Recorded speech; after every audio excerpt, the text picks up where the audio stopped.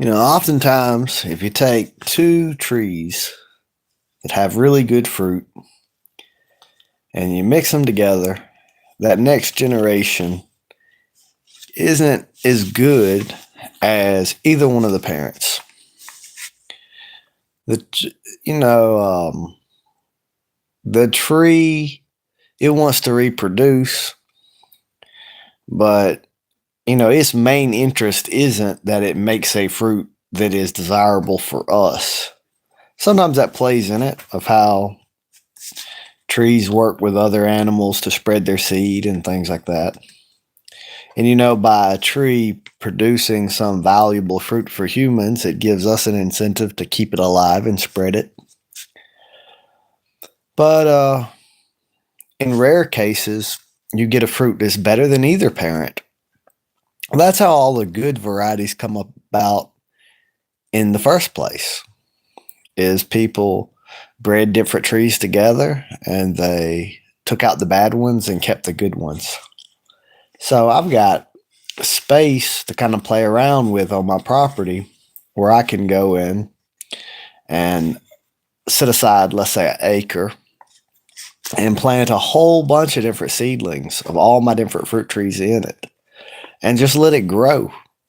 And at the same time, I could be making less risky bets and cloning fruit trees that I already have that I already know the variety of and planting them. Now, in my backyard, all the trees are arranged in triangle patterns and it's kind of chaotic. And it's sort of like my garden or whatever. But I'm going to plant other parts of the land, other acres of the land, with nice, neat, straight, evenly spaced rows that are easier to harvest and fruit out and get a vehicle in and out of the area and all that other. And so I will be planting a lot of varieties that I know what they are. But I will also set aside a place where I have an acre of all kind of different seedlings. And then it takes a while. It takes years and years for them to grow up and make fruit from seed. But it doesn't matter because I have the space. So let's say 10 years later, I go into that acre, and of all those seedlings, most of them are probably going to be inferior to the parent stock, but there'll be a few that'll be better. That'll be a new variety that no one's ever had before that is good for my area, adapted to my area. And then I can clone those fruit trees and plant them in other places. So that's why I'm still going to be propagating seed. And hello in the comments. And I'm up here. I'm making that deer stew right now, and I got it simmering, and I want to make sure it doesn't. See if I need to add water to it or not before I go to bed. I'm gonna leave it on simmer all night. Yes, I do believe in the Second Amendment, and I also believe in the right to self-defense. That it's one of the most core, just universal natural rights. A lion can eat a zebra, but a zebra can kick that lion in the face to try to defend itself. In nature, everything can defend itself. It doesn't mean it'll win, but and I think it's necessary for two reasons. And the main reason being to hold back the government. When the government doesn't fear its people or doesn't fear consequences, they start doing some crazy stuff. Like in Sweden, was it Switzerland or Sweden? A man made this video talking about how male and female skeletons are different from one another, which is factually true. The in a lot of different ways, there's differences, but this didn't fit their political agenda, and he's in jail.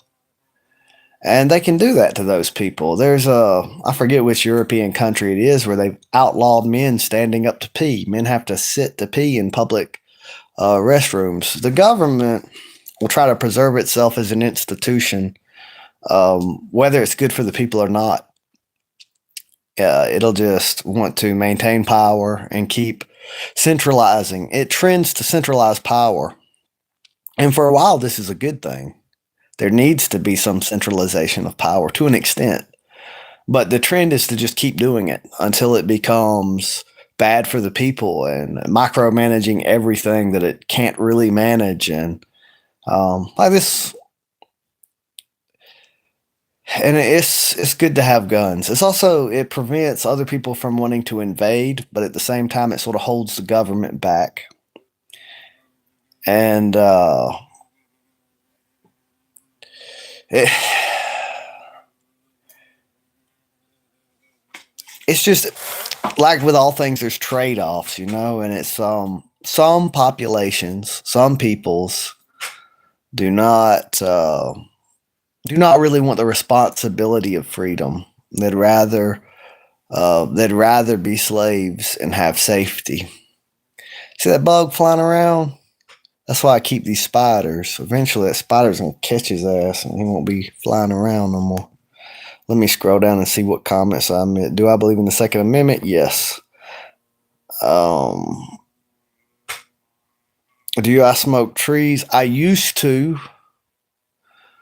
I like weed. I still like it, but concrete dust and insulation.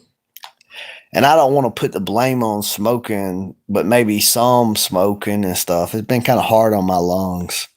And so I have taken a break. It's insane, bro. I don't know what you're talking about. Maybe when I was talking about the laws in Europe. And so, you got any t-shirts from the early 2000s or 90s? Probably. When I got out of high school, well, when I was in high school, I heard this story about how Billy Graham had weighed himself and he determined that he would never really need to weigh any more than what he weighed when he got out of high school. And he maintained that weight his whole life. I wish you'd hush. Quit barking. He ain't gonna listen. I will get to read. I'll read your comment. But anyway, so I said the same thing, and I adjusted a little bit. I added 10 pounds because muscle weighs more than fat. But I graduated. I weighed 150, and then I got up to weighing 180, and I lost the weight back down to 150. I kept losing the weight down to 150, but it seemed that 160 was just better. After I'd went to work out of high school and gained more muscle mass, if I had my fat where I wanted it to be at, I'd still weigh about 160, 165. So at first I made the rule that I could weigh 160 in the wintertime, but I had to weigh 150 in the summer. And after a while, I was just like, you know what? I think 160 is a better weight, really. And so anytime I get too much above that, I start losing weight. I start drinking more water, walking more, and getting back down to that same weight.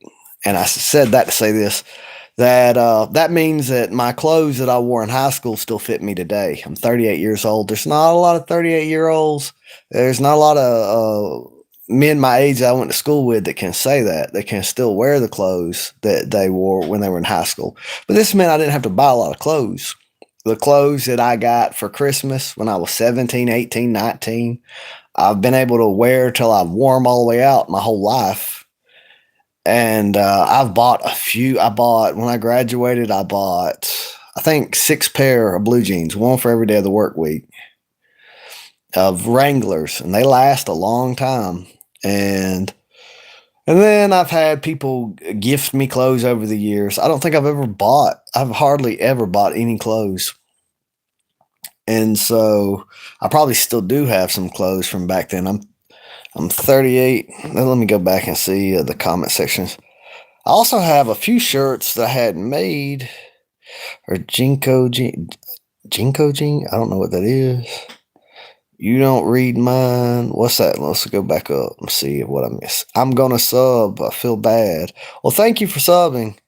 Before that, you said for real.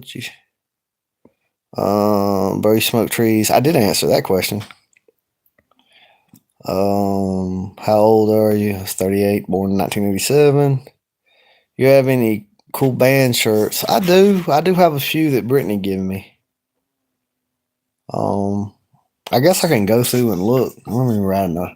I could look through and see what kind of shirts I have.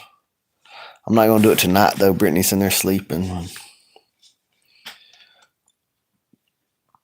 I'm about to check. I'm going to come right back. I'm just walking right over there. I'm going to check this stew real quick. I'm going to see what it's doing. Yeah, it's looking good. It's looking like I could turn it up a little more. I'll just go ahead and add some water while I'm up here. Add a little water to it.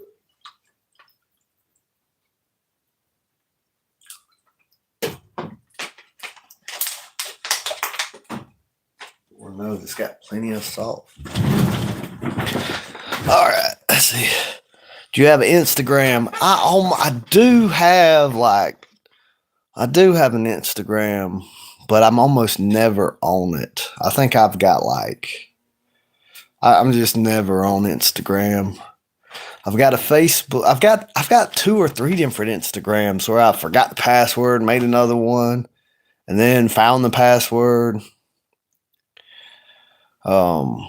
There are some accounts of me that are not me, where people have made like these fake accounts of me.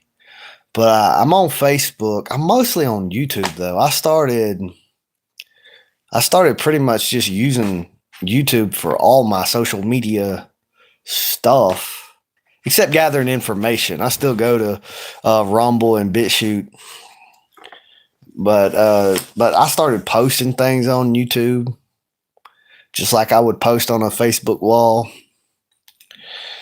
Read, please. Let me go back and see. What's your nicest shoe? I've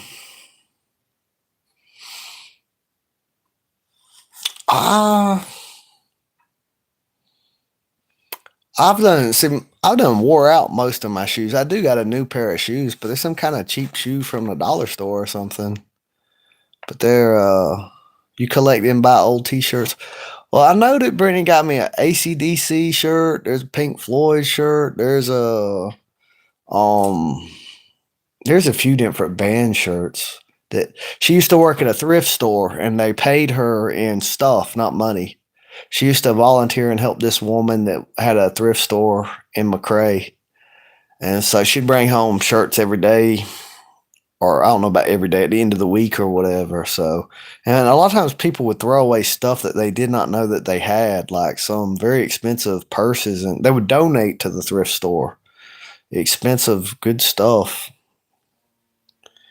You need to see those. Would I be willing to sell any? Yes, I'd be willing to sell them. I've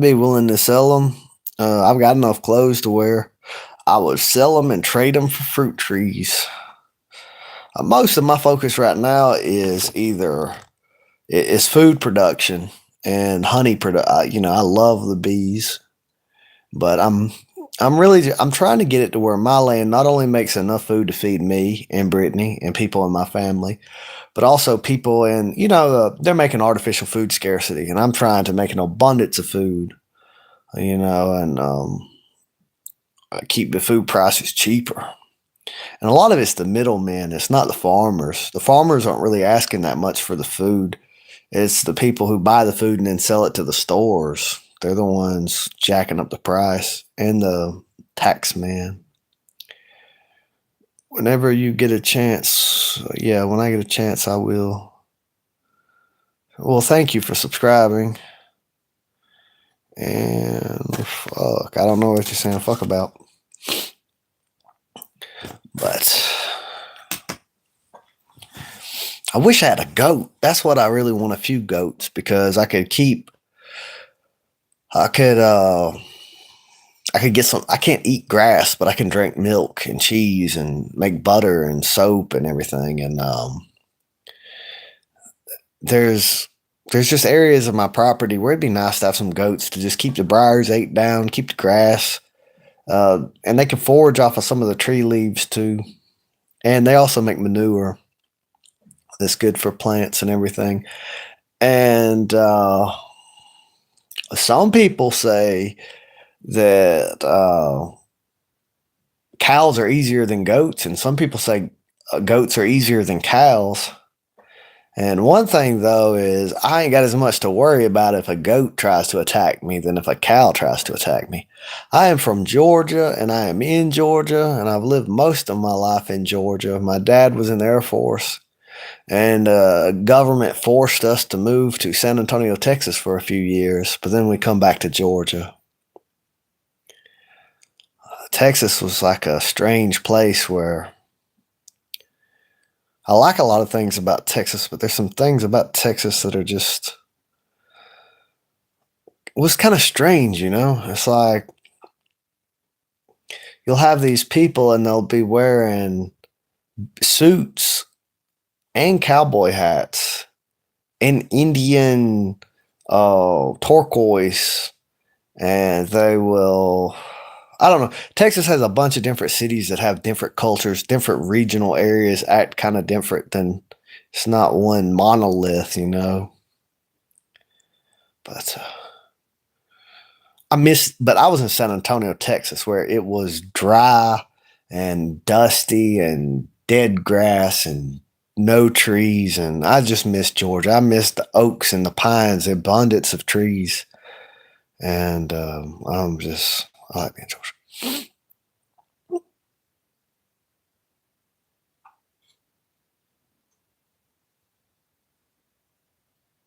Yeah, this is the last thing. I don't.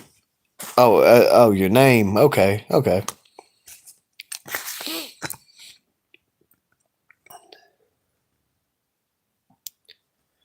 But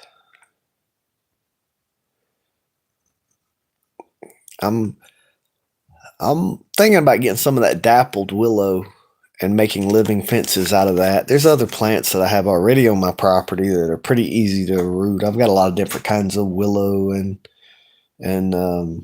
acacia tree and just a bunch of different trees. I'm thinking about just making a fence out of living trees to contain any livestock that I have. That way, one, it's not going to rot away. I know it does take a good bit of maintenance, but you're going to have fence maintenance no matter what. And also, a lot of wildlife can live in a hedgerow. How often do you get on live? I don't know. I get on live real randomly. You know, sometimes I'm working and it's you know, sometimes I don't get on live because I'm working, I'm busy doing something. And then sometimes I don't get on live because I'm off work. I'm done working. Brittany's done working and we're spending time together. And I try to start doing this thing where I get on live at 5 but sometimes it's just not a good time. One day I'll probably get it worked out where I can be consistently live at a certain time so people can anticipate when I go live. And something's set up where I get these notifications telling me that I'm scheduled to go live at a certain time, but I didn't schedule it, or if I did it on accident. So probably the whole world, or not the whole world, but people watching, they think I'm going to go live at a certain time and then I don't. And so I need to figure out where that is in the settings and change that. And sorry to hear that. I know that's a big loss to lose a parent. I haven't lost a parent. Brittany has. Brittany's lost her whole family. Her sister died. Then her daddy died. Then her mama died, and it was rough for her. It's so rough for her that it's rough for me. I miss her too, you know. But it's really hard on Brittany because not only did she lose her mama, but after losing the rest of her immediate family before it. And, you know, my dad's parents, both of them died, so he's lost his parents. And,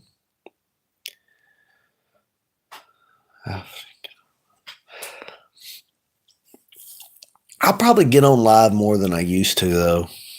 I'll probably get on live almost every day, maybe. Or maybe I get on live less. I used to when I got off work at All Pro, and I had that 40-minute drive from Duke. When I had that 40-minute drive home, I'd normally go live. I think Duke just sat down on the porch. Sometimes it makes so much noise, it sounds like someone's on the porch. I think that's why a little bit sparking. I had to listen to it. I was like, is there somebody on the porch or is it just Duke? Just asking just to come check in on you about the shirts. Oh, you know what I can do is I can take a picture of the shirts and I can make a post probably and just post it. That way, whether I'm live or not, you'll be able to get on there and go to my channel and look at posts and then just see them. That's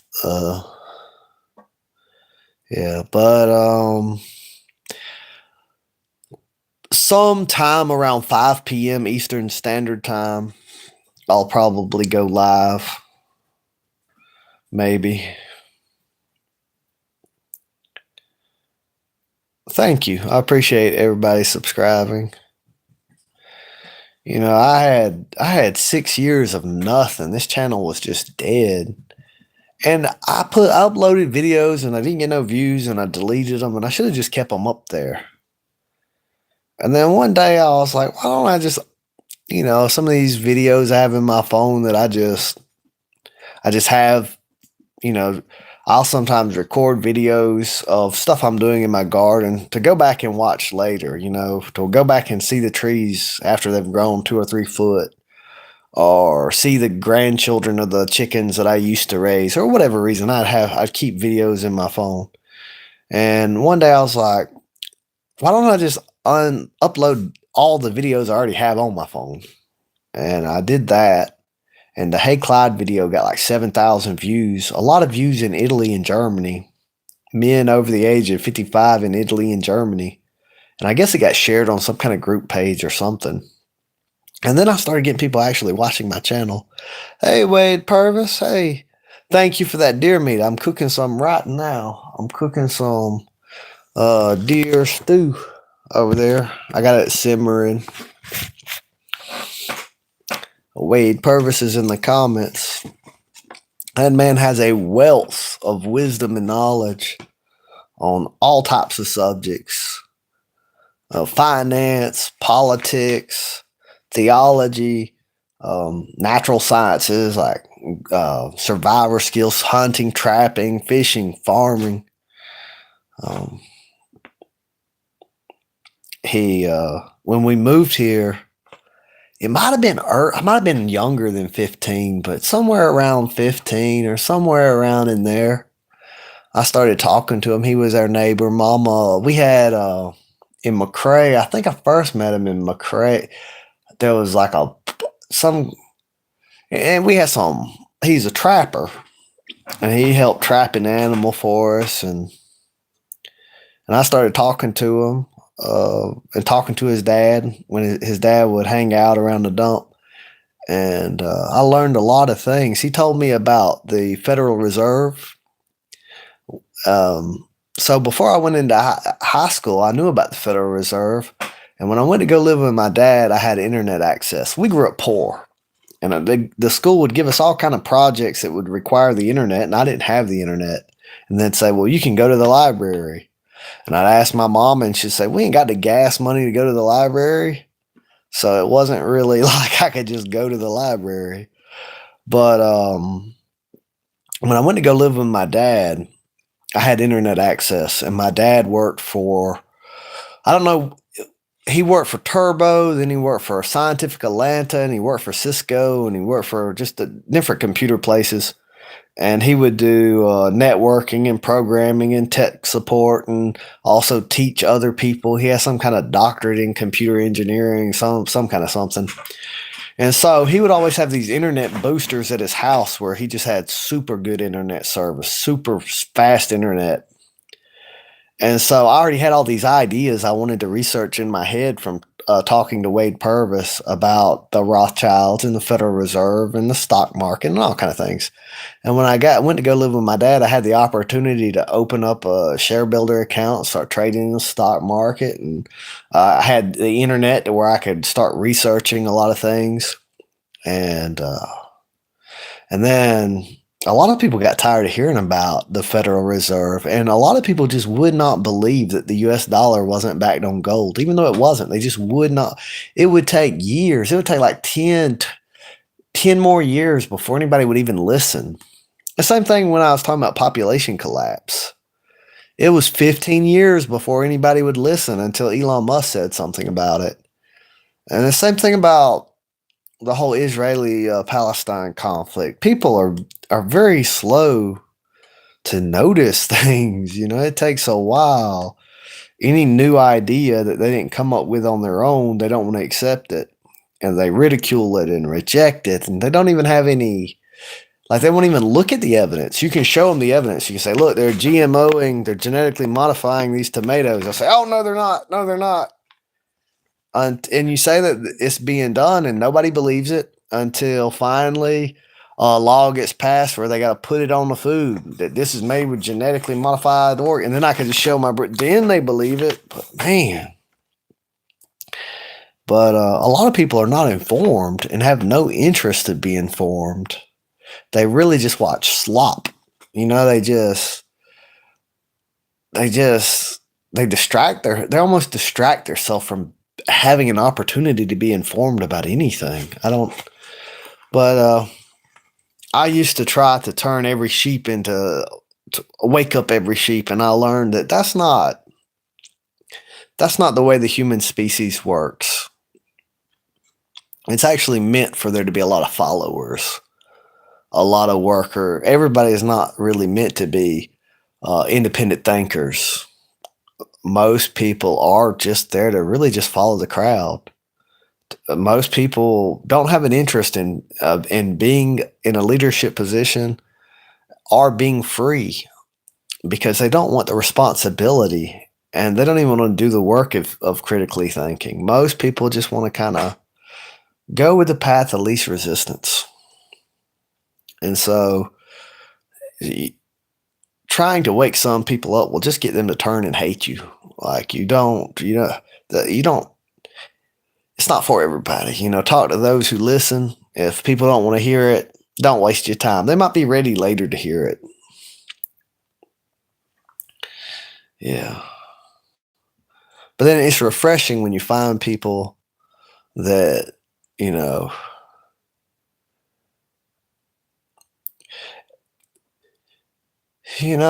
curiosity is just part of, any kind of intelligent people tend to be curious, and some people they're not curious.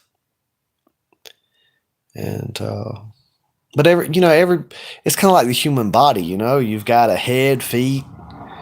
Every part of the human body is part of the human body and necessary and performs part of the function, but, the hand needs the foot needs the hand, they need the brain, but every part of the body is not the head. And it's like that with the human species as a species.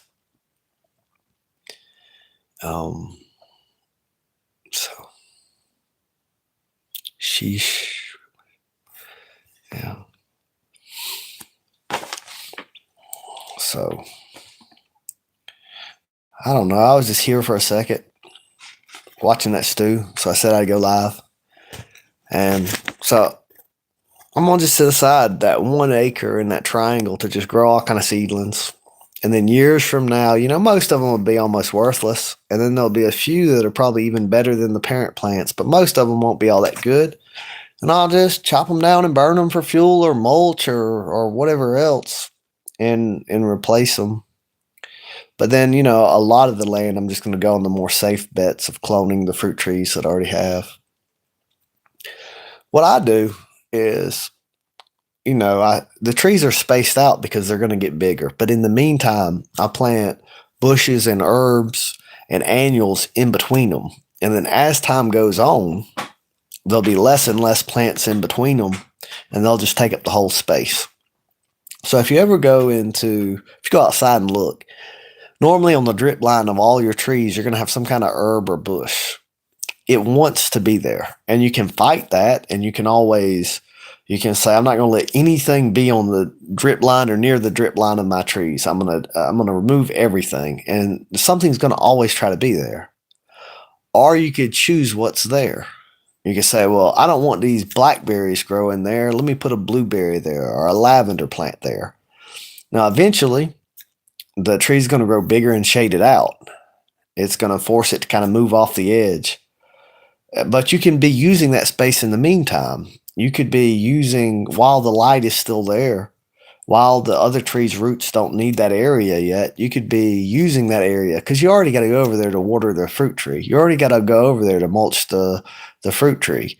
You might as well, have some of that water and nutrients and mulch be shared with a bush or a shrub on the edge of that, and an annual on the edge of that.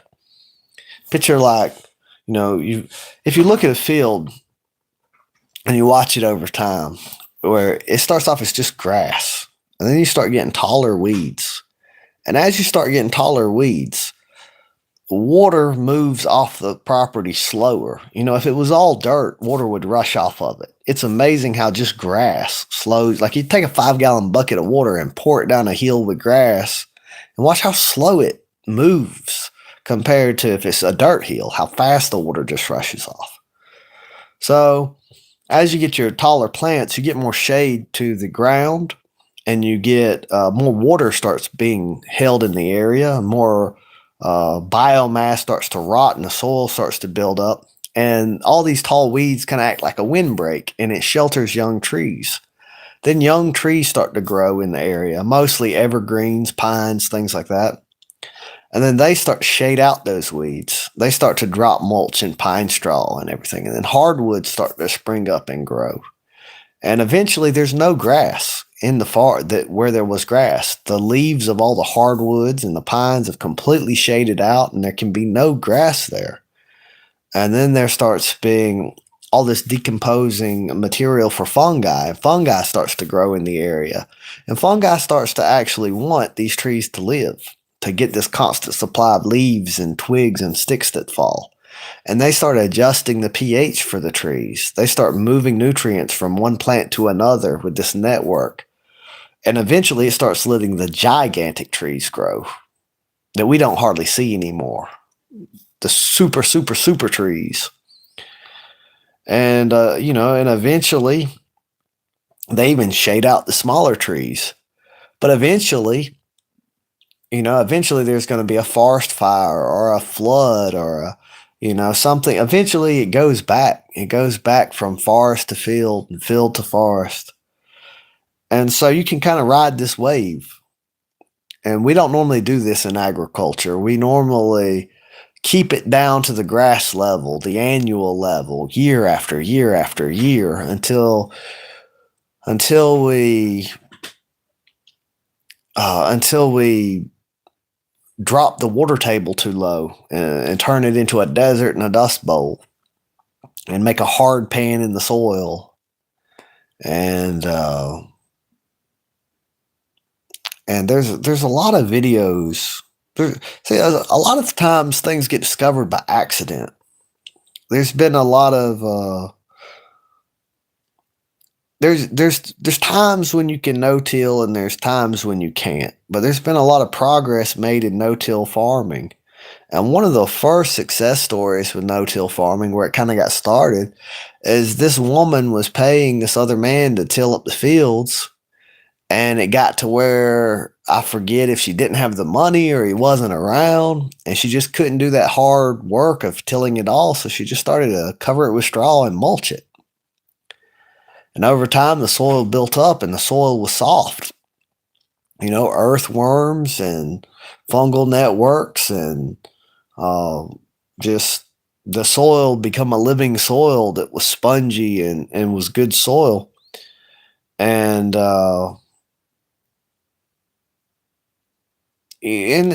it's easy if you've got your own garden. It's a lot easier to just mulch everything. But if you've got acres and acres and acres and you're growing commodity crops, it's not so easy to just mulch your field and make your soil that way, because you've also got to think about, you don't want your tractor tires getting bogged down. You're kind of trying to keep the whole field to where you can drive all around it and everything. And they haven't really made these. Somebody's probably got something that can just spray pine straw out in the field and mulch it really fast or whatever. But sometimes people go too big, where it's good to keep your overhead low. And a lot of businesses and farms and just people, they tend to want to grow no matter what. And sometimes they even grow at the cost of profit. They would be more profitable to keep their overhead low. And they tend to overproduce. That's human nature. So if you're trying to do it on a really big scale, I'm not going to say that all the things you read in permaculture are going to work on a really large scale. But for almost every backyard garden, or if you just got a small little plot, a lot of those methods work a lot better. Her name was Ruth Stout. Wait, he needs to talk about the name of the woman I was talking about. Now I can go look up the story and get my facts right, because I kind of heard it in passing on another video. Ruth Stout. Thank you. See, that's what I'm talking about him being a wealth of information. I'm going to have to show him how to make him a channel. I think if he had a channel, it would blow up.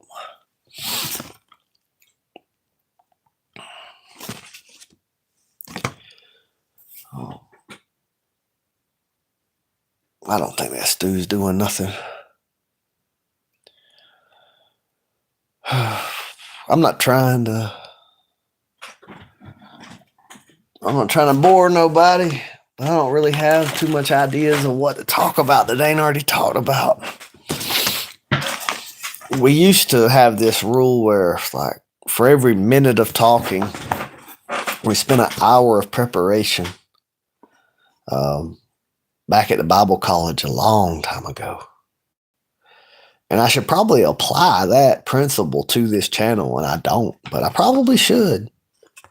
Because, if I'd have took the time where I just pause and I'm just thinking of something to say, and I just run out of ideas while I go live, I could make the live the same amount of time and just don't start it. Well, not make the live the same amount of time, but I could use the same amount of time and spend some time just writing down a basic sketch of ideas before I go live.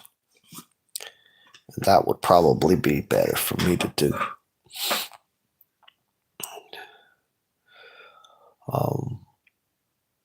Earthworms are not native to North America, or at least most of them are not, and neither are honeybees. And there's some trees that, some plants, they cannot grow with a thick layer of mulch over them. That's going to suppress them. And then there's some trees that require a big old thick layer of mulch to germinate that are native to North America, because that used to be how it used to be. There were wildfires, and there were mulch that just piled up. There wasn't earthworms to really break them down as fast as they get broke down now. And now in almost any wet soil, you're going to find, with a lot of organic material, you'll find earthworms. And this has it's really changed a lot of the North American forest. And I'm trying. So I don't know where I was going with that. I guess I was just saying it. And like the honeybees, they compete with a lot of other native bees, and honeybees can't forage in as cold a weather as carpenter bees can. So if you got pear trees or apple trees or something, they're going to get pollinated better by carpenter bees than honeybees. And there's a bunch of wild bees here that pollinate things that honeybees won't. Honeybees are a little more picky than a lot of these native bees. There's a lot of things that you think that honeybee would go to that he just won't. He has no interest. But then he takes so much, or she takes so much of the nectar so efficiently and with such high numbers from all the other plants that it really puts a strain on a lot of the native bees. And I have mixed feelings about this. For one, the honeybees made himself useful to mankind, which is pretty much guaranteed their survival, like cats and dogs will probably always be around, and chickens and cows. There's a lot more biomass and numbers worth of livestock animals than wild mammals because of that, because they've become part of our survival. We've ensured their survival. And so the honeybees made himself useful to mankind by producing surplus honey that we can harvest, that these native bees have not done. And so when people say save the bees, they mean honeybees mostly. But a lot of times saving the honeybees means the extinction of a lot of the native bees. And there's a lot of plants that would just go right on just fine without the native bees because the honeybees would just take over that spot. But then there's some that if we lose certain species of insects, we're going to lose those plants forever. And I don't know how, there's a lot of things that are very resilient in nature where if one species goes completely extinct, that void, that niche is just filled by other species. Other species now have the freedom to adapt and diversify and start to kind of spec into that direction. But that's not a guarantee. There's not a guarantee that if you lose an animal that performs some kind of useful function, there's no guarantee that there's going to be something to take its spot or that can take its spot in time. And I think we need to be mindful of what we're doing. There's a lot of people that do things because that's the way they've always been done and that's what other people are doing. And a lot of times that's the safe bet. A lot of times the reason people have always done something a certain way and it's become traditional is it works. It's time tested. But sometimes there's a better way and sometimes people are wrong and they're all moving in the wrong direction. And so you can't just only do things because that's the way other people do them. And, a lot of the things we do are because that funneled money to Rothschild and Rockefeller, and we don't even realize it. There's certain agricultural practices that are just there in place so that we'll be dependent upon chemical fertilizers, so that we'll be dependent upon oil. There's certain, like the whole educational system was bought up by the Rockefellers. And there was this whole aim made to strip us of some of our humanity and just make us into a factory worker. And I worked at a factory and I liked it. People talk about it being soul crushing and everything else. But to me, it just freed up my mind. I could just put my body on autopilot. I'm doing the same job over and over and over, building this lawnmower. And I didn't have to think about it. And it kind of freed my mind up to just think about things throughout the day. But other people couldn't really do that. They can't just live in their head. They had to talk to somebody. They had to, and some people, they just couldn't handle it. They would almost go crazy of the repetitive work over and over again. But when they first started coming out in the Industrial Revolution, almost nobody could handle it. And we've actually been bred into something else over time to be able to handle it. And this is true. See, Wade's saying people can plant gardens densely and have massive yields on small plots. And that's true. It's very true. Sometimes, so you could plant so many peas that you just can't take care of them all. You can't water them all and mulch it. You can't really take care of them good. You can't make sure pests aren't there in the whole field and they might take over. Sometimes it's better to have a smaller garden, less things that you're really taking care of, and you can get just as good of a yield. I used to do something over here on this part of the land where I would plant my pink eyed peas over here in my garden where my water hose would reach and take care of them. And then on the other side of the house where it was more shaded and the ground was harder and I couldn't reach it with the water hose, I'd plant some peas there too. And those peas over there, I wouldn't take care of any. But I'd almost always get a return, but it was almost nothing because you don't really have to get very many. So I can plant 12 peas over there, 12 pea plants, and maybe some of them don't even make any peas. But if two or three of them it disconnected and reconnected. If just a few of them make some pea pods, it makes more seeds than I started with. So there's some gain, but not much. But where I watered them and took care of them, I could pick several pods off of each plant and they would make more. And I'd pick them off and they would make more. And I would plant the peas, I would harvest them, I'd get the seeds, I'd plant those seeds. Those seeds would grow up and make peas. I would take peas from those peas and plant those and get another crop. But I couldn't get a crop after that because it would come in kind of too late in the fall when it was wet and they would mold and whatever. But I have a long growing season. I live in Wheeler County, Georgia, in Zone 7B. And it doesn't take, if you water them good, and it doesn't take pea plants that long to grow up and produce. And I was able to get a lot of food off of just planting. Plus, they're a legume, so they can form a symbiotic relationship with bacteria on their roots, and that's nitrogen fixating. So they don't have to deplete nitrogen from the soil. And then after you've picked your peas and everything, you could just cut them down. You could leave the roots and everything in the ground to rot and maintain that fungal network. If you pull them up, you're gonna break that fungal network that you want in the soil. But you can cut all the tops down and they turn into mulch and they add nitrogen back to the soil that they never took from the soil. Clovers do that. Even those acacia trees are legumes. They'll do the same thing. When we think of trees, we kind of think of trees as being closer related to each other than garden plants.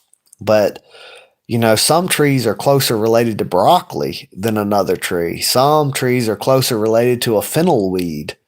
The trees are like the giants of, we look at them all as being the same because they're big plants. But they're actually, a lot of trees are related to other smaller plants. Like, I'm not sure about this. I need to look into this, and they seem way different. But I think there's some, like roses and apples or something have some kind of, I don't know. And like cashews are kind of related to poison ivy. I see AI replacing most of the workforce, the production of food. They're probably going to make a lot of automated robotic food producing systems too. But I think I really think that they want to produce a food for us that makes us. I basically think that they want to kill us and slow kill us and replace us, really. Like, they want the planet to go to their children and us to be out the way. They've already got our genes mapped out, and they've already got the ability to assemble genes from the chemicals, the 4 basic chemicals that DNA is made out of. And they've already got like so many different seeds and animal genes cataloged to where they could really just, theoretically, it doesn't mean it'd work out in practice, but reseed the whole planet and everything. And I think,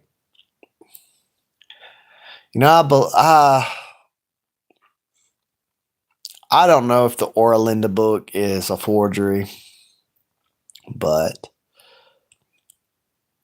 I do kind of hold to this theory that there have been more than one not only that there was a great flood, but there's been more than one, but maybe not. But I believe that there's been more than one worldwide catastrophes over the years, and that we've had a lot of we've once our population gets big enough, we get the kind of technology that we have today, and then cataclysms happen and our populations fall and we can't maintain the institutions and the infrastructure, and our population dwindles, and we lose and we forget what we used to have, and it starts over. And I also think that there are people who sort of guide this process, and they may be even in league with some sort of spiritual demons or who knows what or whatever. But I do think that, there's this mystery of the Bronze Age collapse. I don't think it was all the asteroids that rained down or the droughts or the sea people. I think it was an engineered collapse. I think that people sort of move from, they start off gaining power and they become sort of kings, and then they start becoming king makers in the background, and they learn the science of it. And I think that there may even be variants of humans. They are human, but they've sort of a different breed of human that has for a long time managed human populations and sort of harvest. That's like a tax farm. Like and they do these resets. They do these cullings. They do these, let the population grow and build infrastructure and innovate and come up with ideas and build all kind of things. And then they kill us all back down so they can retain their power and their control. And they have all this knowledge of everything that was gained, all kind of records and all, but they start back off with a population that knows almost nothing and is like children. And the cycle just continues on and on and on, which I don't even know why I believe this. I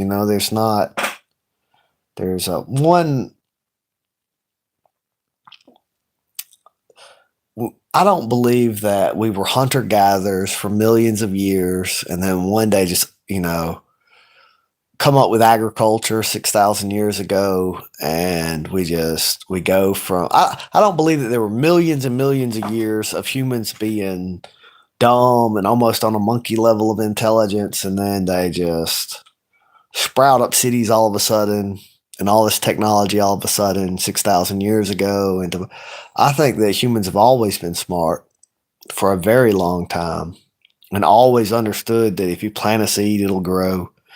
So they've always been hunters and gatherers and shepherds and farmers and engineers and artisans and priests and kings all at the same time.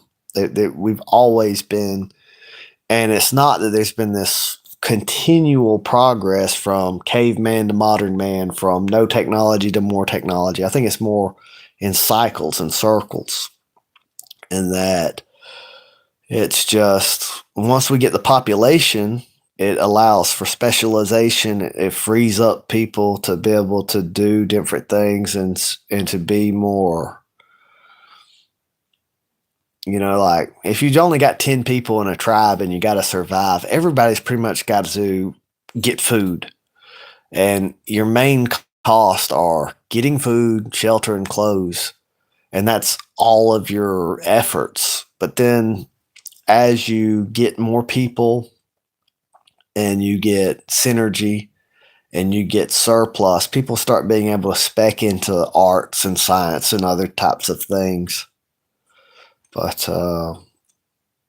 there's all kind of things that we discover today and we think it's a new discovery. And then we find out that the ancients had it.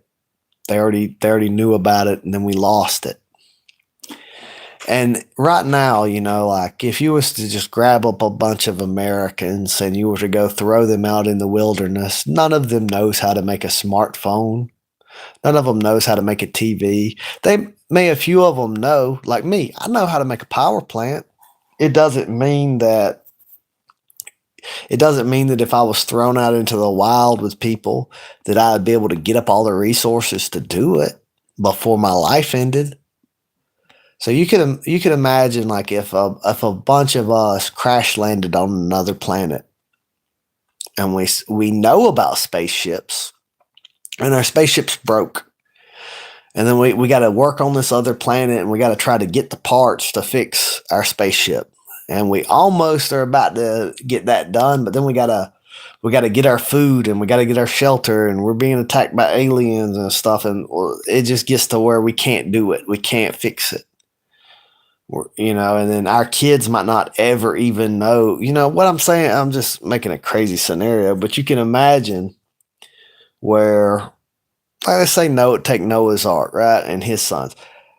1,656 years before Noah's Ark, they got all kind of technology and stuff, but now they got to start all the way over with 4 men and 4 women, and you got to start all the way over with 8 people. Even if you knew how to do a lot of the stuff, it doesn't mean that you would have the labor and the time to get to that point to build that pack. And, imagine if you had a bunker under the ground with geothermal power, with grow lights to grow your food under the ground. You had every book that was ever wrote. You had robots. You had AI. You had all of this stuff. And then imagine you go up on the surface of the planet and everybody's in the Stone Age. You know how much that you can do with that? You could, if you had holograms and they don't have nothing and they don't know of any of that, how easy you could fool them to believe all kind of things. How easy you could rule over.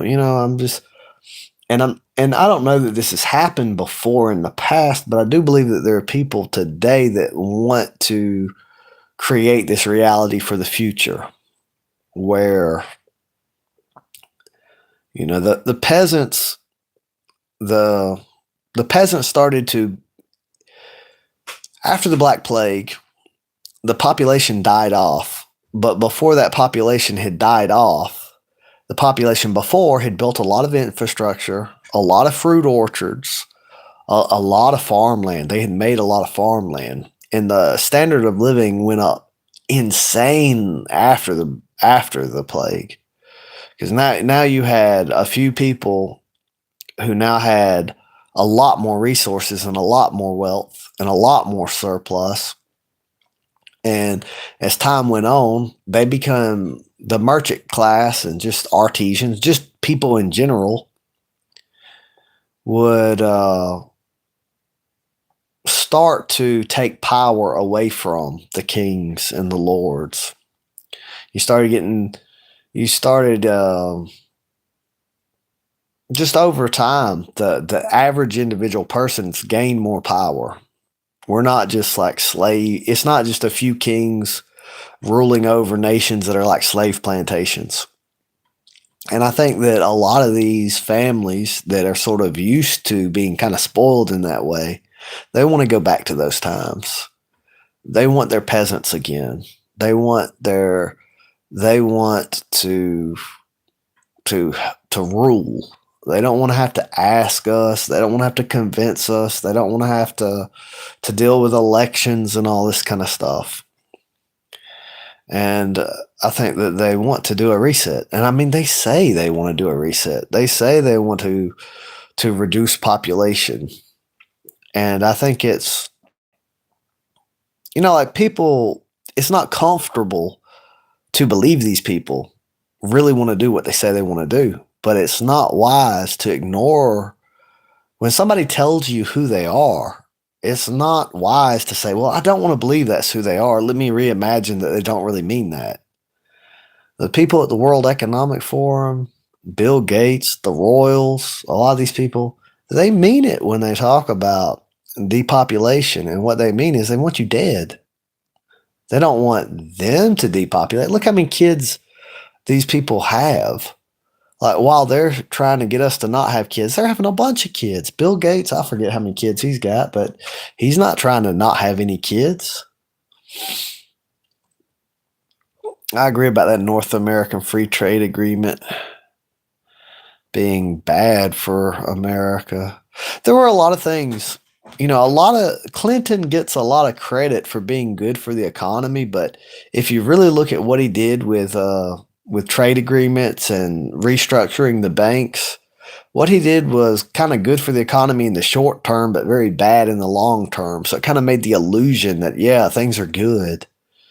It's the sort of same with Nixon, where, uh, he takes off the gold standard, he's doing all these other, he's advocating, to be more conservative. He don't be spending too much and don't be taxing, but then turn around and take off the gold standard. And then Reagan's got a lot of speeches where his speeches sound great, but then his actions don't match his speeches. And then, like Bush Sr., he acts like he's a conservative, but then he appoints liberal judges. There's a lot of sleight of hand with politicians. There's a lot of pretending to be one thing to get that group of voters, but really being there to fuck over that set of voters. And then people keep idolizing and trusting and follow, man,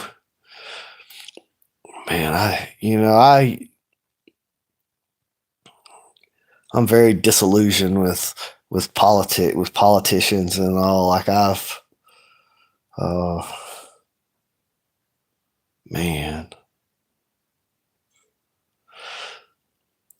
every now and then wanna pop up and you'll think that they're good, and then damn it if it ain't them too, they're all. And my granddaddy told me that, and I was still thinking, no, it's just this political party's really the problem. No, he was right. They're both crooks. It's all of them. It's just about all of them. I'm reading the comments right now to see if. Oh, thank you. Dawn Pitch 4826. Well, thank you. I appreciate it. That's nice. I'm gonna see if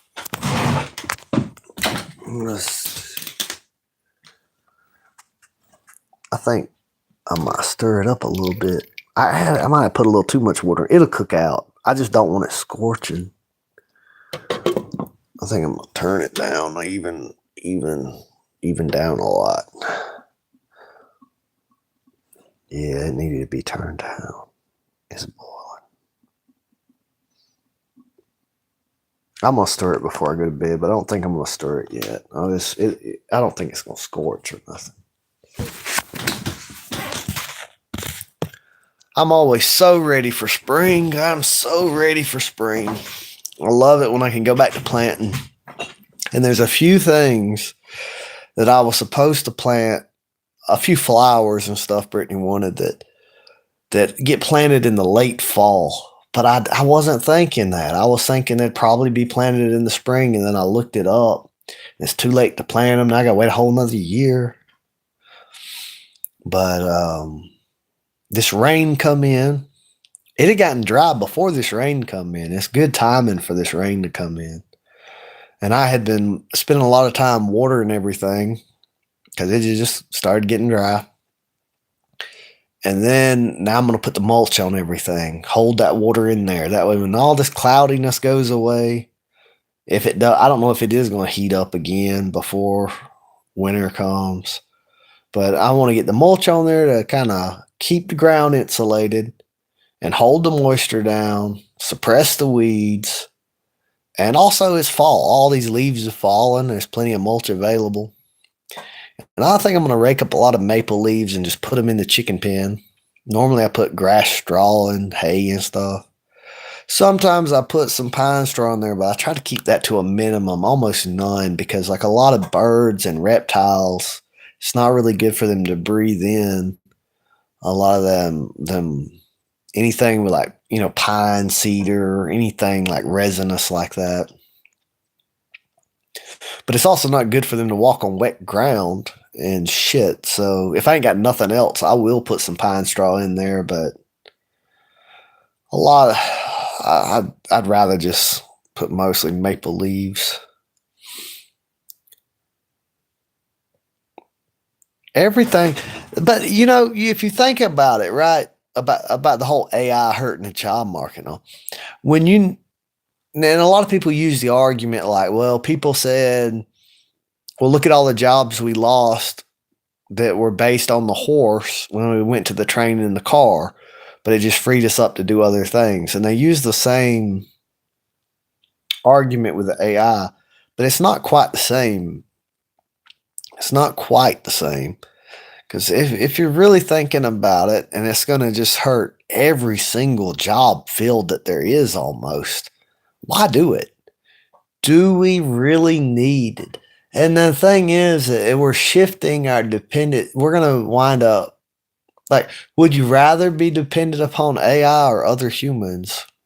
And the main problem, there is the problem of what if the AI become sentient? And a lot of people laugh at that, and even I do to some degree. Be like, well, we don't really have to worry about it. But what if? I mean, there's what if. But besides that, even if it never does, you've still got the problem of how much that can centralize power into the hands of one person or just a few people. The AI is going to make some people extremely powerful. More, we'll probably in the future see people who are way more powerful at enslaving other people than anyone has ever been in history ever. People with swarm technology and a bunch of drones. Imagine a whole bunch of little robots the size of honeybees and dragonflies flying around. You can't hide. They see everything. Satellites see everything. Your new your 5G, 6G, all that. It's basically like able to just. That's how they're going to be able to make it to where they can see anything that's bought or sold, because they can use those Wi-Fi signals, that the new technology they have to. Like with Wi-Fi, you want good internet service, and walls and things like that kind of block the service. So they wanted a way around that. But when they found a way around that to be able to collect all these signals bouncing off these different angles and get a clear signal around all that, you wound up also making the ability to sort of see everything in 3D, every physical object, every fork, every plate, every person's movement, indoors, out. Basically, you can see through walls. You can see everything on the surface of the planet. You can watch everything. All privacy's gone. All clothes stripped away, everything naked. It's way more than just surveillance cameras everywhere. Like you could see bone density, you could see everything. The potential for being able to control, oppress, gather information. AI, they say the pen is mightier than the sword, and AI is a tool. It's like a pen and a sword. It's like it's a slate. It's disturbing. It concerns me because in the wrong hands, it can be very scary. And the government. We don't have a lot of protests like the protests in the 70s, because during the 70s, the government learned how to suppress protests, how to break them up, how to slip a few feds in there to act all crazy to declare it unlawful assembly, how to control masses of people and not kill them and it not be lethal with kind of hard power, rubber bullets, stink gas and all this. But then the Chinese, they have, and people say the Chinese did it. It's really the Israelis. The Israelis come in and work with the Chinese. Jews at Google, Jews from Israel, and they really did a lot of work in China and India. India working on the digital IDs and all the biometrical IDs and stuff. And China with the social credit score. Google Google sold all the, Google knew that a bunch of people in China would be killed by the Chinese government if the Chinese government knew everything that they had seen or said on the internet. But Google took that money and Google sold all of the information it had on all of the Chinese people to the Chinese government. And if Google will do that there, they'll do it anywhere. They'll do it in America. They've probably already done it everywhere. And they had this new soft power where they could watch everybody and adjust. Like if you didn't act the way they wanted you to act, they could restrict your travel or restrict your ability in your home or increase or decrease the price of certain goods and services so that life becomes more expensive for you if you do not fall in line. And with the tools of AI, it's just, I don't remember if it's George Orwell or Alex Huxley or one of them who envisioned the future was like the government standing on your neck. That it'd be, it's, if you have a force, how they say object in motion stays in motion unless acted on by an equal opposite force, or a greater opposite force. And so there is the will to enslave us. There's people that want to do that. And if we do not offer equal or a greater resistance, then that will be the direction that we head into, is that everybody will be slaves. And most people don't even want to do anything or think about it or even know about it. They just want to sort of pretend it won't happen and watch TV until it happens. Or do whatever they do for entertainment to distract themselves from it. And we do have to resist. And a lot of people are afraid to even speak about these things because they're like, oh, they'll hear you. But it's not good if they hear everybody afraid to speak. And sometimes you just, the future, we don't know it for sure. So there's no need to despair. We don't know that we won't win. We don't know that we will lose. We don't know that the time has already come that we'll be enslaved. A lot of people who believe in, a lot of people believe that it's destined to happen, and it may be. But if everybody believes that it's just destined to be and that it's just meant to be, it can demoralize people where they don't even resist. They should resist a totalitarian worldwide dictatorship that hates humanity, that's not even pro-life. They should resist it, but some people won't resist it because they say, oh, there's nothing you can do. It's just prophesized to happen. It's what's going to happen. And I think we would have already been enslaved if people thought that way when they built the League of Nations. People saw the League of Nations for what it was the first time around, and they ended it.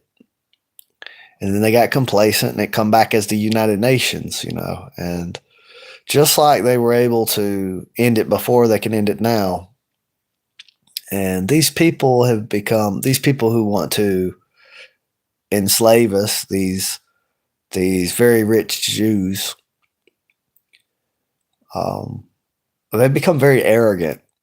They believe that they've pretty much won. And so they openly talk about their plans to, like the chief rabbi of Israel died saying that the non-Jews' only purpose for existing was to serve the Jews. That the non-Jews just meant to be the Jew slaves, that there's no place in the world for us other than that. And I think that we are meant to serve a divinity, a divine purpose. We're meant to serve God, consciousness, life. We're not meant to just serve a certain race. No race on this planet is put here to be the slave of another race. No people on this planet is just meant here to just be tools in the hands of other people. But there are lots of Jews, not just rich Jews. There are lots of Jews that believe that. There's lots of Jews that have a victim complex and a God complex and a lot of narcissism. And they really do believe everybody's just meant to be their slaves and that the world would be better off if they ran everything. And even Jews that'll say Jews aren't trying to take over the world, and most Jews don't believe that. Those same Jews that will say that, when you ask them, well, do you think the world would be better off if Jews were in control of everything? They'll say, yeah. And they won't resist the ones that do believe it. And then there are other Jews that will come out and say, oh, yeah, we've been, I watched a rabbi talking about, yes, we've meant to enslave and rule over the world for 3,300 years.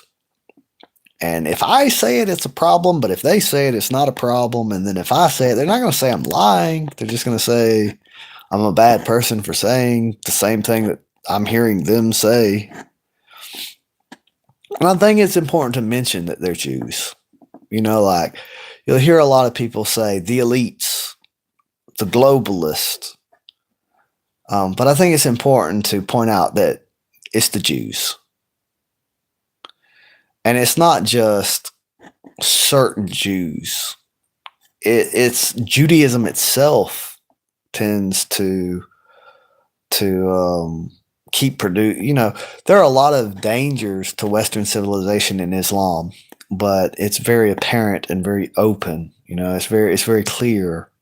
You have Muslims saying "Death to America" and shouting it out. And it gets noticed.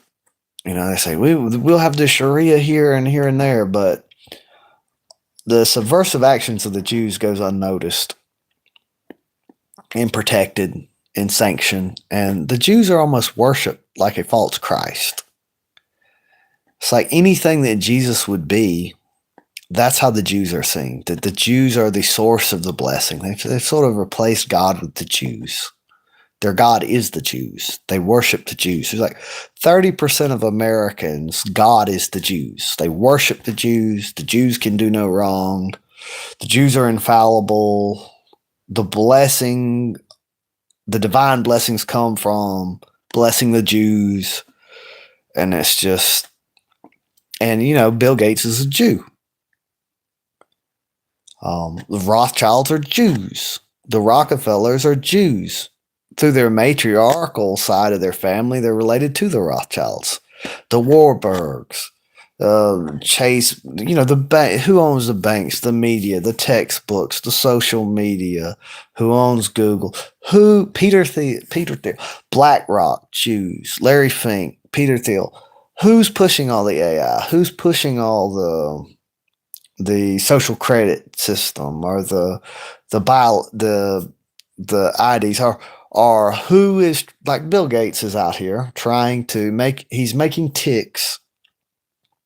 He's making mosquitoes to bite people to take away their fertility. He's making ticks to bite people to make them allergic to meat. A lot of anthropologists believe that a lot of our intelligence come from us consuming meat and protein that let our brains develop to this point. And and a lot of the medicines they sell, are to treat conditions that are aggravated by consuming too many carbs and not enough protein and fat and cholesterol and not enough sodium. They tell you, don't take in sodium, don't take in cholesterol, eat all these carbs. And then that creates all the health problems that they sell you the pills and the stuff for.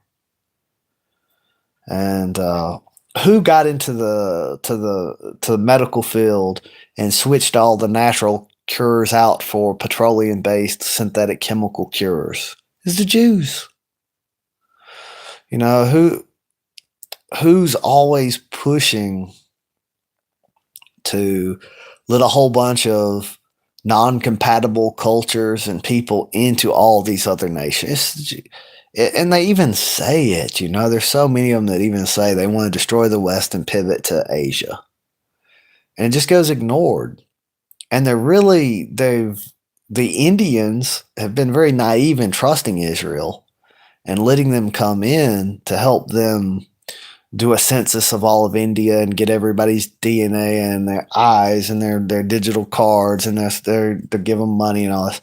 But they're forgetting Israel has this information too. Israel bugs everything they give you, every chip, every computer chip. And they do want to enslave everyone to them. They really do. That is their end goal. And it's been that way even from, I'm talking about before the Pharisees, and the Jews of today don't have a lot of Israeli blood in them, really. Like, I'm not Israelite blood in them. They've got a lot of Khazarian in them, a lot of Turkish blood in them, a lot of European blood in them, which there's ancient Israelite DNA in European populations too. But the point I'm making, the Pharisees really corrupted the religion and really changed things. But I'm talking about even if you go back before that, you go to the actual blood Israelis during the time of Moses. They even had the plan then where they said, we're not going to borrow from any nation. We're not going to charge each other interest, but we're going to charge the foreigner interest, and we're going to loan to these other nations. And through that method, that is how we'll become head over all the nations. And they've been employing that strategy for 3,300 years, and it's been working. And a lot of people told me, from when I was in high school, like I own almost 7 acres of land. And I bought it without going through a bank. I didn't pay any interest. They didn't get a cut of none of my money the way I done it. But the conventional way of doing everything in this country is you take out a loan and you give the Jews a cut with that interest, and you deflate your own currency because the way the currency is made, you debase your own currency. You hurt your own buying power. You hurt the generations that come after you. You take out a loan. They print out more money based on the loan, but not the interest. So there is more money owed to the bank than there is money in existence. Then people play a game of musical chairs to pay the bank back. There's not enough money for everybody to pay the bank back, and there's foreclosures, and property goes to the bank. It's a big old pyramid scheme to where eventually the Jews own everything in the whole world. It has always been a scam from the very beginning, and it's always been evil the whole time. It's always, and everybody pushed this on me. Everybody's like, you need to go borrow. And then when I got land, there were people telling me, you need to borrow against your land to go dig a well. You need to borrow this, borrow that. And you can just, if, some people, if you can't beat them, join them. You can just play that game with credit and all that. But I didn't, out of principle. I didn't want to debase my currency. I didn't want them to get a cut of the money. So I just sort of lived without and lived below my means and just toughed it out and saved money and bought assets. And I built the wealth up little by little by little. And, it took a while. I wanted to do this ever since I was 18, and I'm 38. So it took me like 20 years to get where I am now. But I finally got here, and I got here without them getting a cut of it. And they'll probably try to take it. They'll probably will. There's people.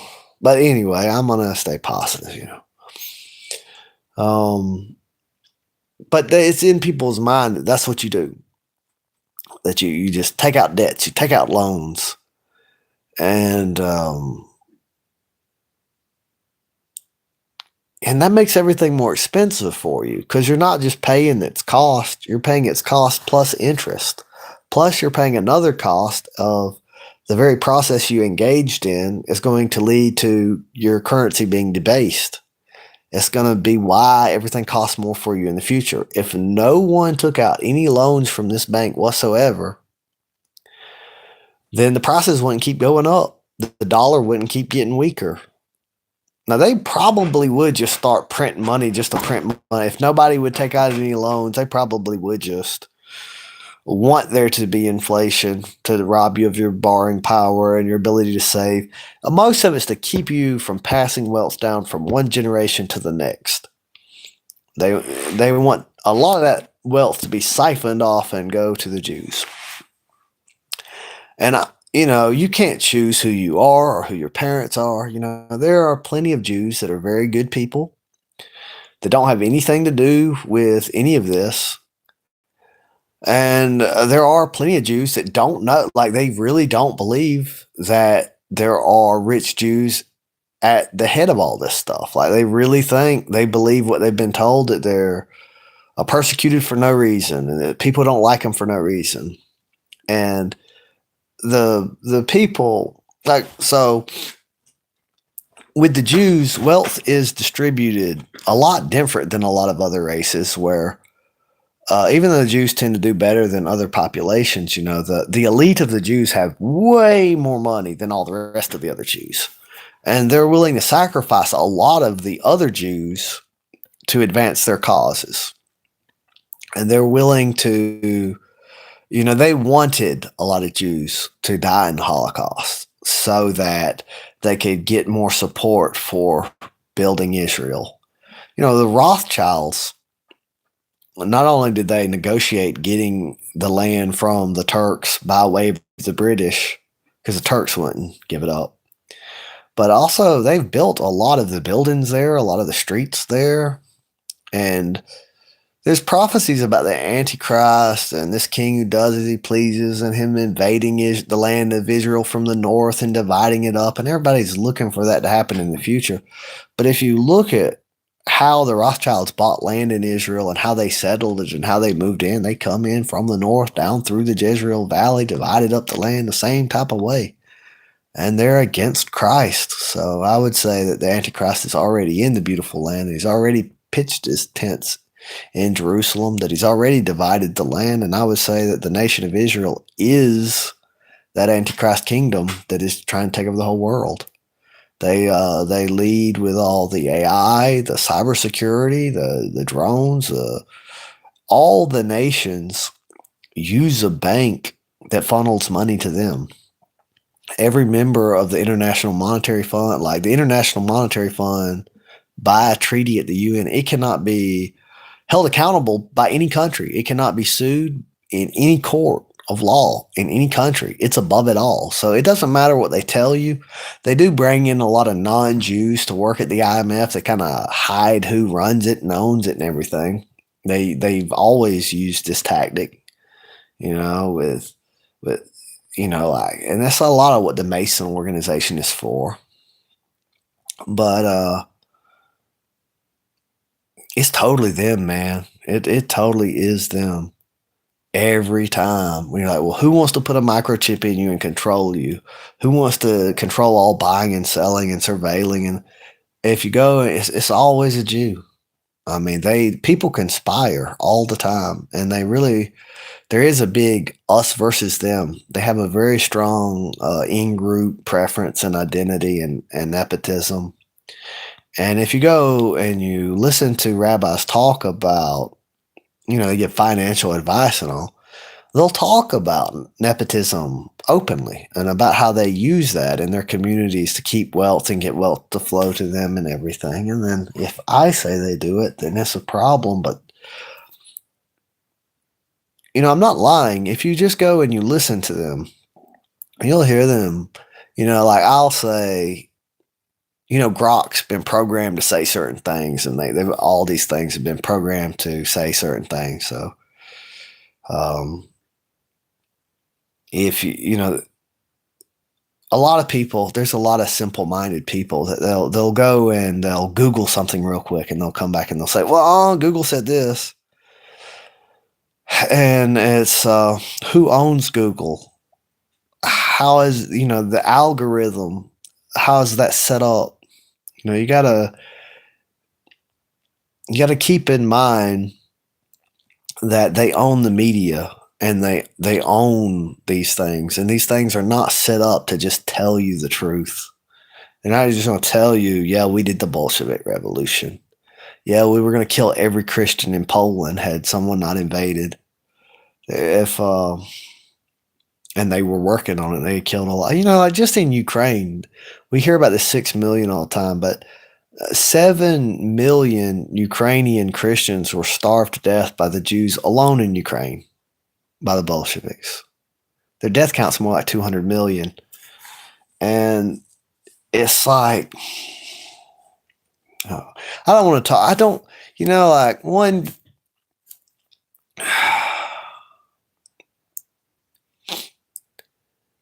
But you should think about where your money goes when you buy and you sell. You should think about it. And there's some people you should not buy from. You do not help them by giving them your money.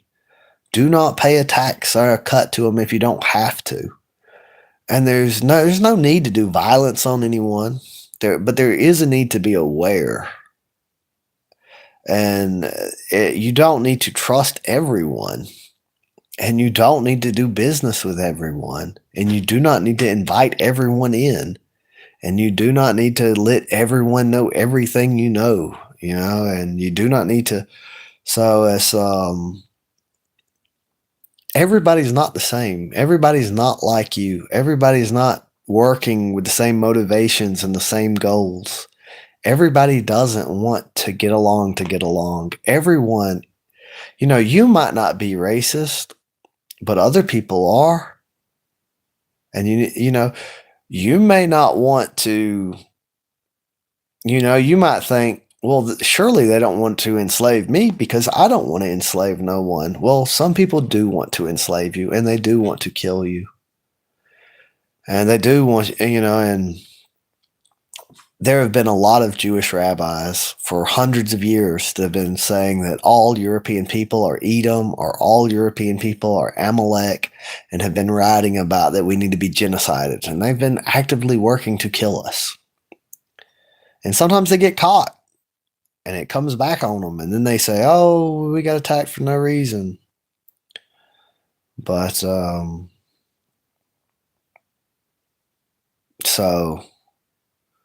there are people who want to centralize power in the hands of a few Jews at a world court in Jerusalem, and at a building built by the Rothschilds, and we've already given them our media, our education, our banks,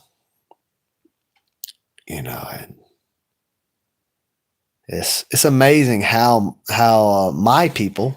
Because, I don't know how this all plays out. And I know a lot of my viewers are in other places in the country and other places in the world, other races and stuff. And I give you a sort of a warning, because I don't know what's going to happen with my people, but don't let a stranger in your house, man.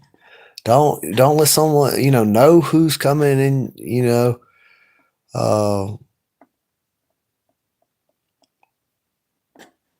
everybody you're friendly to isn't friendly.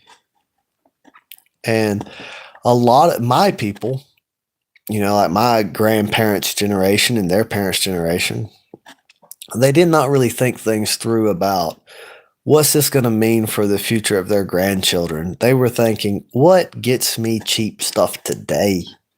What makes me a lot of money today? What makes me comfortable today? And they wanted to live outside of their means, and they got addicted to credit. This idea that it kind of felt like free money to them. They said, well, they could have went and colonized North America the hard way, but they're like, nah, let's just get a lot of loans from these Jewish bankers. Let's just get a lot of credit. The kings, they could have paid the army a different way, but they're like, man, it's fun to they just got addicted to credit. And they just said, let's just suck the wealth from people who haven't even been born yet. Let's just kick that debt down the road. And let's just keep doing this and living this way. And the borrower is slave to the lender. And if he's not, his children or grandchildren will be sold off as slaves. There's no way around it. And it's a trap. Nothing is free. There's no such thing as free. The most expensive things in the world are the things that are free.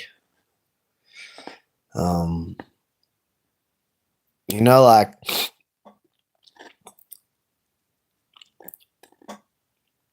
if, like a lot of time, like the dog comes in the house, and I want the dog to go outside. I could take a little small tiny piece of food and throw it outside. Or I want all the chickens to go in the chicken pen, throw a little tiny piece of food in there. And if they were to just not go in the chicken pen and just stay outside the chicken pen, they could probably find more food if they just stayed outside all day. But they don't have the impulse control for that. And they won't delay gratification for that. There's something they could have now, and they go for it. And you can control them that way.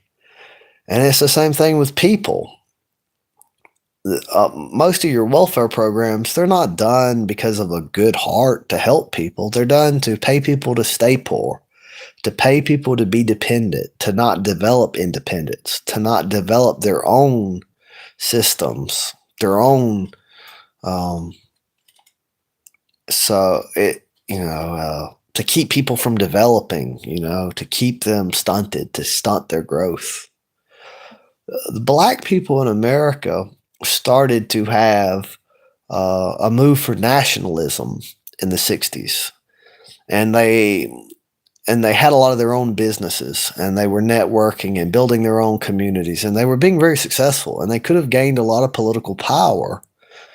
And so what people did is they went in there, what the Democrats did, that's who had them on the plantations to begin with, is they said, we can't let this happen. We've got to keep them weak. The black people, in the 50s and early 60s, they had the lowest rate of divorce. And they were poorer than the general public, but they were coming up. They were getting richer than their parents. They were starting to buy land, have businesses, and all these things. And they did not have the same political rights, but they were doing good. And it would have been good if they would have got political rights, but they weren't. They were welfare was pushed on them, and they were poor, so the women were more tempted by it. They were the first to be tempted by it, to just kick the man out of the house to get more government aid. And they a lot of it kept them dependent because they were starting to grow up. They were starting to get independent. They were starting to learn how to run their own businesses and make their own food, and they were prospering. So the government come in and paid them to be poor. They said, here, if you're poor, you get this free food. If you're poor, you get this free housing. If you're, and the free lunch is not free. The Romans, they used to go to because they gained a lot of land from the Gauls. They gained a lot of oak forest with acorns and stuff like this, and with a lot of wild hogs. And so, and a lot of soldiers, they were given big old plots of land after sometimes more than 25 years of military service. Like, dang, man. So, but a lot of times people starved to death or got sold into slavery before 25 years. So it's dangerous to be in the army for 25 years, but that's 25 years of food, shelter, and clothing.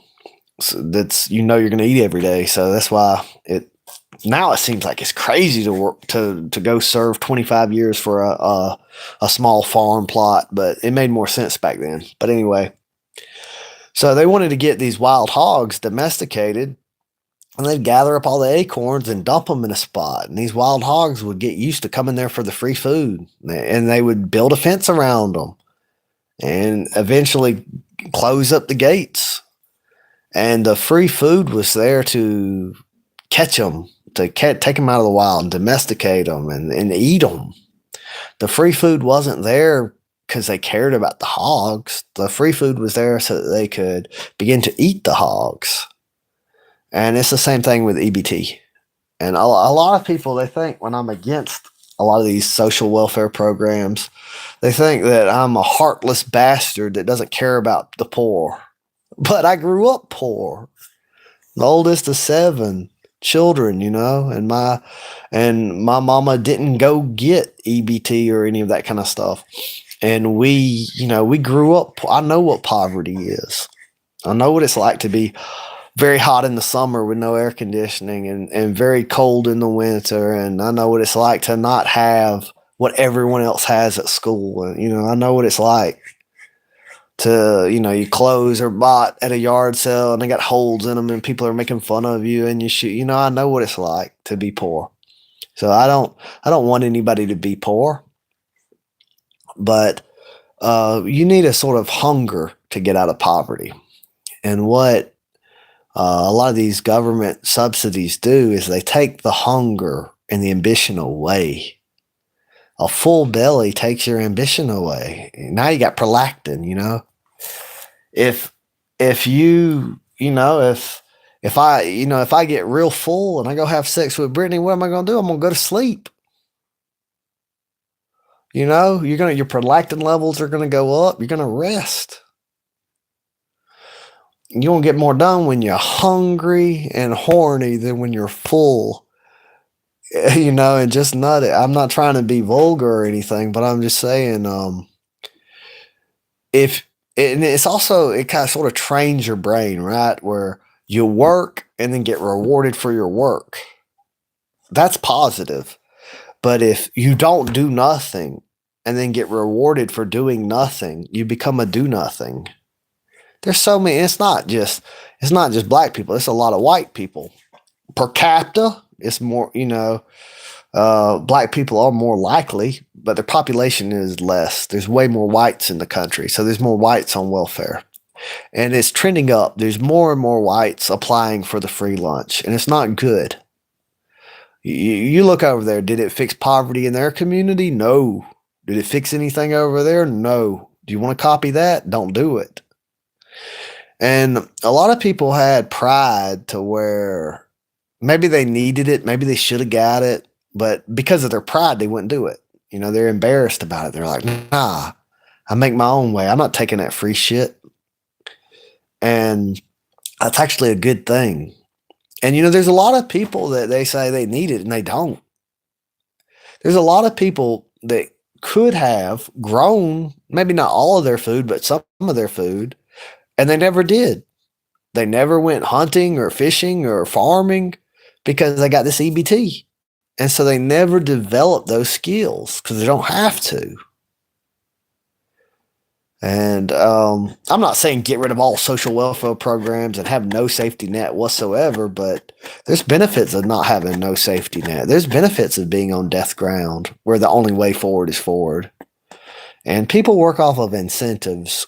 And a lot of times, well-meaning people, they don't take that into consideration. They just look at the numbers and the math and the theory and they say, oh, if we put more money here, there'll be more money there. But it's not always the case because sometimes in the process of doing that, they destroy the incentive structure for success. Well, I'm about to get off this live stream because, one, I got to pee really bad. So I got to get up anyway for that. And I don't want to stay up too long and get my schedule messed up and not wake up early enough in the morning. And I got to stir the stew and everything and turn it down and everything. Everything. I'm going to go over the comments because I don't want, make sure I'm not ignoring nobody or anything. All right, I'm caught up on the comments. So y'all have a good night. God bless y'all. And I'm gonna say good night to y'all. Good night and peace.